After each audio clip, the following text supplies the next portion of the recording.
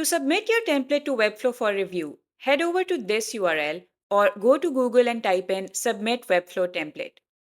Click the top link that appears, and when you get to this page, by default, it opens to the template creator form. And since you've already filled this out, make sure to click this other button that says Submit a Template, and this will take you to the submission form. Now, if you've already picked your template name, written the descriptions, and created the thumbnails, you've already prepared the most important parts of this form. So just start filling in the rest of the information like your name, email address, and your template's name. You'll need to add in the published and preview links to the template. And in case you're unsure about what the preview link is, it's basically the read-only link that you can generate for your website inside the Webflow Designer. So just copy that and paste it here.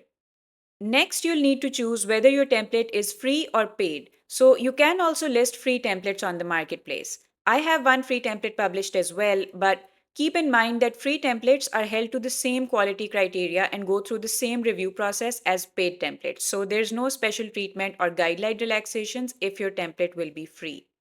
Next, you'll be choosing up to two categories from this list that best fit your template. And if you feel like a third category is extremely relevant, you won't be able to select it here. But if you go to the very end of this form, there is an additional notes field, and here you can type in a request for the Webflow team to consider tagging a third category. So they can do that at their end after your template is approved. Next, you'll be setting a price for your template. And once you select whether your template is one page, multi page, or multi layout, the pricing options will open up here. And based on your selections, the options will update automatically. So if you select CMS, then you'll see these options. If your template has e commerce, you can choose that as well. But remember that e commerce features do not impact pricing. Now, maybe you have a multi page CMS template and you're wondering which of these three options you should pick. And honestly, I'd recommend you just go with the highest one. Some new creators go for the lower or middle option because they feel that since they're new, they need to compete based on price or they're not super confident about their design. But honestly, from what I've seen, price does not seem to be a major decision factor for template buyers. Like I told you, most best selling templates appear to be those at the $129 price point. So people are clearly willing to pay good money for a good template, and you shouldn't be undervaluing your work. Also, I've had a lot of templates do poorly, but I never thought if only I'd priced it lower, it would have done well. But there have been times where a template did really well, and I thought I really should have priced it higher. So just be confident and go for the highest price point because you've already put in a lot of effort into it, and you should aim to make as much money as possible. Also, keep in mind that you cannot change the template's price once it is published. So, if you're thinking that I'll start with a low price and then if it does well, I'll increase it, that won't be possible.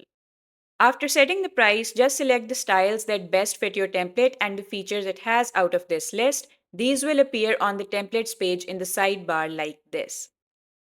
Enter the short and long descriptions that we discussed in detail in the previous video, and don't forget to format your long description with headings and bullet points using this formatting panel.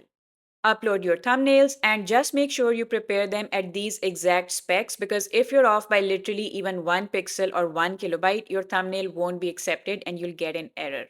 Then you have this template gallery section asking you to upload more images, and you might be wondering why I didn't cover these images earlier. So, this is actually a legacy item at this point because earlier Webflow used to display a template gallery on the template page, but now it has replaced it with this iframe that lets you view the live template.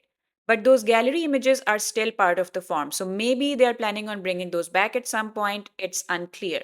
But because they don't even show up anymore, I just take screenshots of some sections and upload them at the required dimensions. I honestly don't put any more thought into them because no one can see them.